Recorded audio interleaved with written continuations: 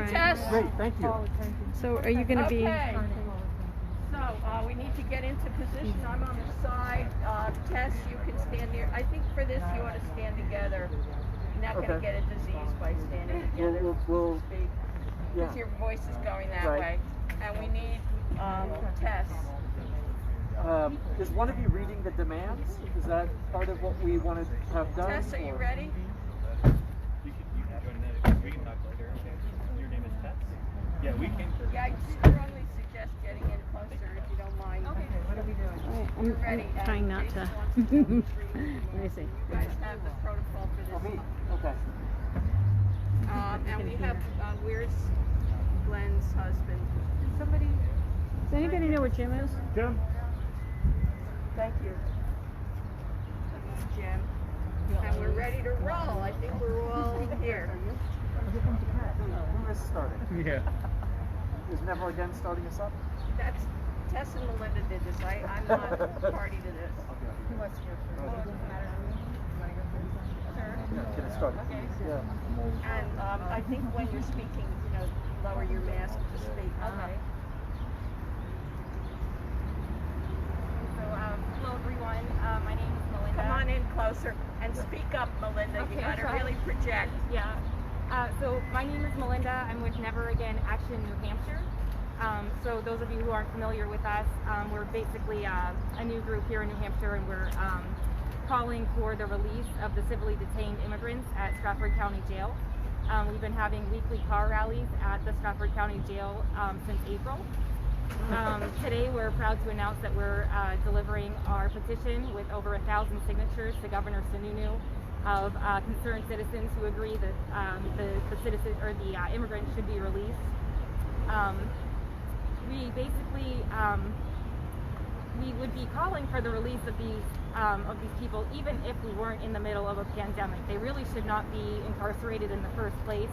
But with COVID-19 ripping through jails and spilling over into communities, now more than ever, we really need to put pressure on our representatives to demand that ICE release these individuals before COVID-19 turns Stratford County Jail into a death camp. So we're really trying to make as much noise as possible, and that's why we're here today. So thank you everyone who's here and who's watching. We're just here to draw attention to our broken immigration system. It's a racist, immoral system that separates children from their mothers. It's disproportional, so many more black immigrants are deported than white immigrants. It's just a very racist, immoral system. It does nothing to protect the citizens. It's really just a for-profit business. And so that's what we're here talking about today. And thank you. Great.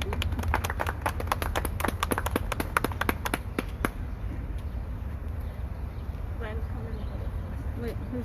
Okay. Hi, my name is Reverend Jason Wells. I'm the director of the New Hampshire Council of Churches, and it's been my delight to stand here alongside the so strongly faith-led Never Again Is Now group as we join across all of our spectrum of diversity and bring this one message forward that you've just heard about the Stratford County Jail and the immigrants who are detained there. And I have here something that the faith communities, Christian, Jewish, and more, we'll share that in just one moment, the list of demands that we have for Governor Sununu, the specific steps we are calling on him to take to ensure the safety of the people who are detained at the Stratford County Jail. And so I'm going to share that with you. This letter was circulated among our diverse faith communities here. There are over 100 signatories on it, and the demands have also been signed by 1,000 other people here in the state as part of the demands they want the Governor Sununu to take. So here's what we are calling on Governor Sununu to do for those who are unrightly detained at the Stratford County Jail. Number one, we request that that ICE release all asylum seekers and other civilly charged immigrants from Stratford County Jail. Number two, enable detainees to move back to their communities and reunite with their families with the support of social service agencies and faith groups. Number three, work to eliminate or significantly reduce unaffordable bonds. Number 4, for those who are ill or may have COVID-19, remove them to a healthcare facility, not to solitary confinement. And finally, number 5, to meet with the leaders of the New Hampshire faith community to discuss these issues.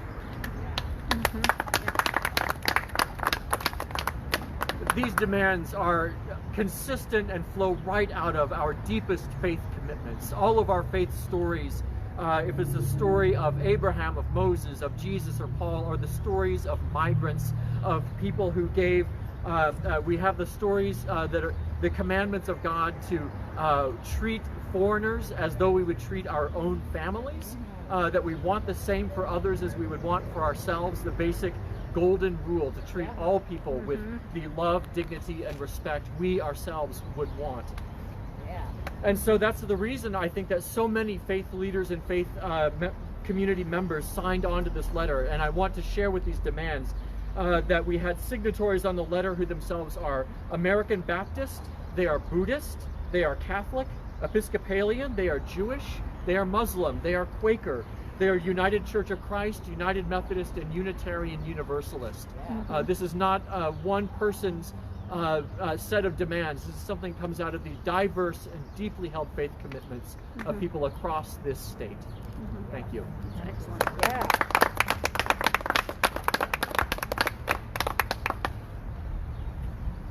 Hi, everybody.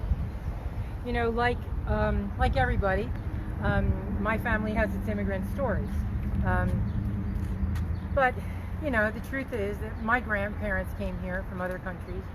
But the truth is that my grandparents came here from Europe. I have European background. So I'm really relatively safe, you know, in this environment. Now, I've known that the immigration system is difficult. I taught in college for a long time, and working with my students, I knew how hard it was, how many obstacles they had to go through to try to legally become citizens, how expensive it is, how long it goes. So I knew it wasn't fair. But when I started to see pictures of babies being taken out of mothers' arms and put in cages, that's when I knew that it was cruel. It wasn't just unfair, it was cruel. It was racist, it was immoral, and it was cruel. And so I ended up going down to the camps in Mexico. And I volunteered there, and then I volunteered at a shelter in Texas. And I had the opportunity to talk to a lot of people who are trying to come to the United States because they see it as a beacon of hope. And I got to hear their stories. And so I just want to tell you two. So I met a man who worked for a fruit importing company in El Salvador. He was a middle manager. He was very successful. He had a nice house. His wife had her own business. He said, I had a nice house, I had a good job, I paid taxes. Because El Salvador, in part because of the United States, ignore the man behind the curtain.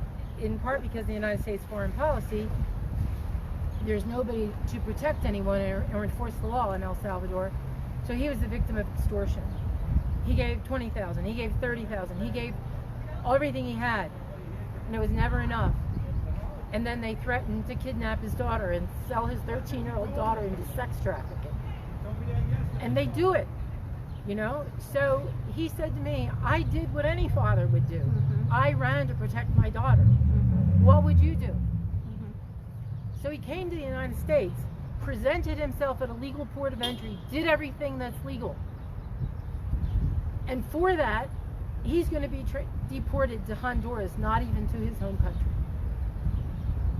I met another woman who fought for democracy in Africa, in a country in Africa, because she was the fascist one.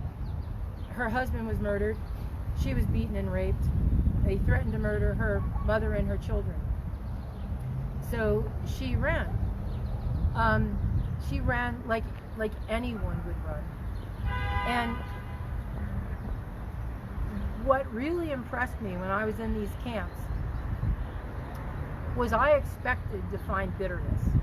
I expected. They deserved to be bitter. But what I found instead was graciousness, open-heartedness, and gratitude. You know, and little children saying thank you to me for giving them crackers or a box of crayons. So when I was at the shelter, we always ate dinner together and lunch together. And so one day we were sitting at the table and two immigrants just walked in. And nobody expected them.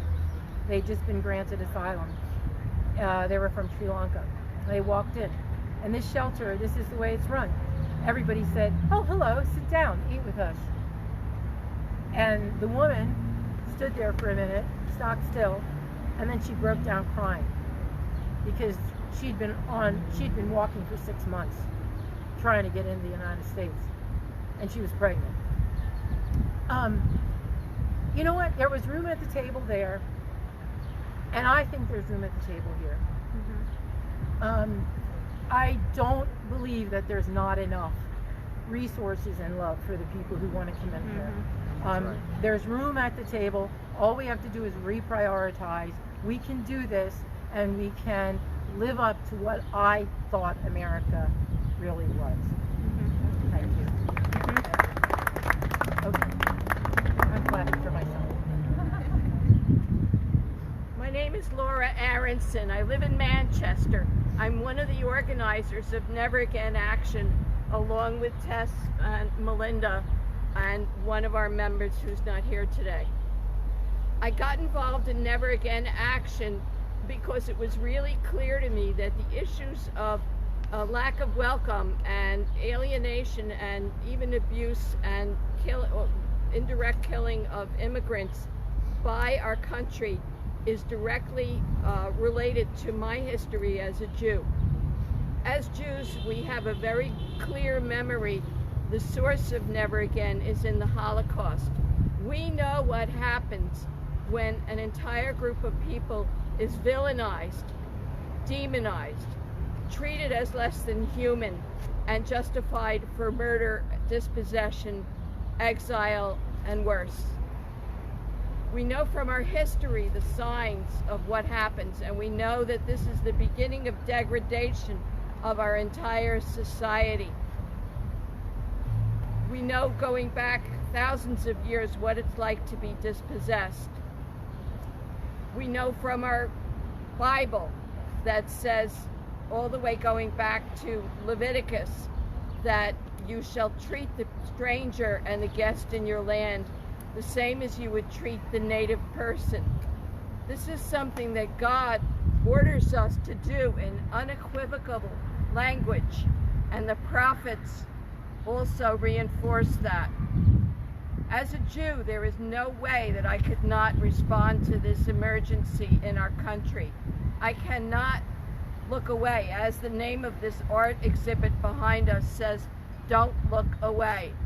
We must respond, and we will respond, and we will work with other groups in the state and nationally to respond and to demand justice. Our immediate demand is the release of the 60 immigrants held in Stratford County Jail. They are not charged of any crime. They are not criminals. They are civilly detained by ICE for reasons that only ICE understands. We cannot stand by and let this happen. We must act.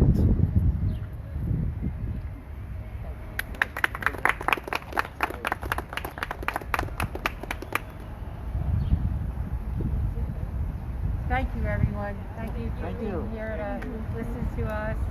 And visit Never Again Action on Facebook, and visit our webpage, neveragainaction.org.